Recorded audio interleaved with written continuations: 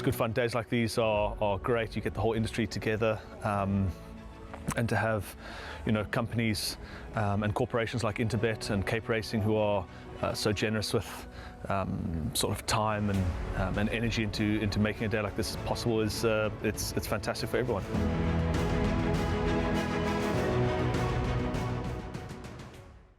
Race 5, the first leg of the second jackpot, another competitive handicap, this one at the 86th level over 1,800 meters.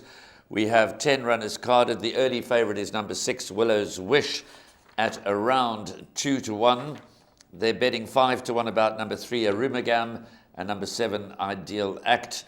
And then a number of them priced at around 8, 9, and 10-1. Sheldon, yeah, I'm leaning towards Willow's Wish. I think his consistency deserves a reward. He doesn't know what it is to run a bad race. He comes into the race of 2 runner-up berths.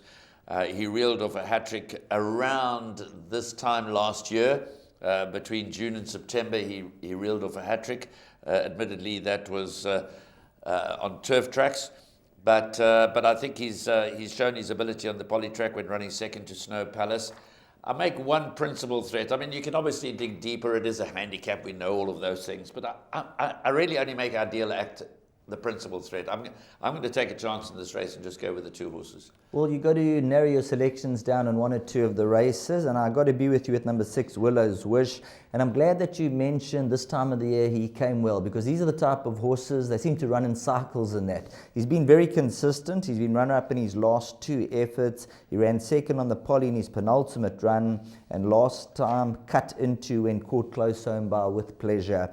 Number 3, Arumagam, that's my second selection. And I must say, number 7, Ideal Act. I had a word with the connections yesterday, and they're very bullish. They don't want to know about Ideal Act getting beat, so they're very, very bullish. And number 4, Spirit of My Fate. Had it been a 1600, I'd been a bit more confident. And also, he's such a big, strong horse. He's almost 600 kgs. Donald Geertsen, I think he's going to have his hands full. I took a long, hard look at Spirit of My Fate. I'm glad you mentioned him, because obviously he now only gets 2.5 off his back. Just a reminder to all of our viewers and racing fans that Donald Geertsen has ridden his 20th winner, so he only claims 2.5 as opposed to the 4 that's printed in the programs. But like you, I suspect 1,800 meters may be a little too far for Spirit of My Fate. He is obviously a polytrack specialist. All 3 of his wins have come on this surface, and one of his last 3 runs has been on the turf track, but he just seems to have gone off the boil slightly. So I'm very much in the camp of Willow's Wish. Very pleased to hear that the connections are confident with Ideal Act. Yes, I respect Arumagam, and I always respect your selections, but he obviously has the ability to win a race of this nature. There you heard it from Sheldon. His second choice is Arumagam. I'm going with Willow's Wish and Ideal Act as the 2 to carry me through all of my exotics. I'm going in with those 2. I'll take a second jackpot with Sheldon's Arumagam just to keep me alive in case he's once again spot on the button. But that's race 5, MR86 handicap over 1,800 meters. Willow's Wish, my top choice, as it is Sheldon's. Ideal Act and Arumagam to follow him home.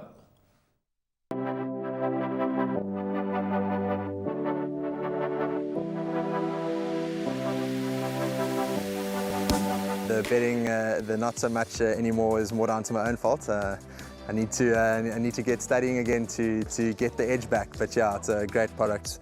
I love the exchange. It's really, in my opinion, one of the better bookmakers, if not the best bookmaker out there.